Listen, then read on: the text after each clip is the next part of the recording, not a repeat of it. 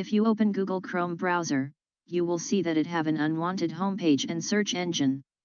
When searching the internet using this search tool, it is clear from the address bar that it is redirecting the search to suspicious website. If you want to restore Google Chrome browser to its previous clean settings and remove the browser hijacker, please continue watching this tutorial video.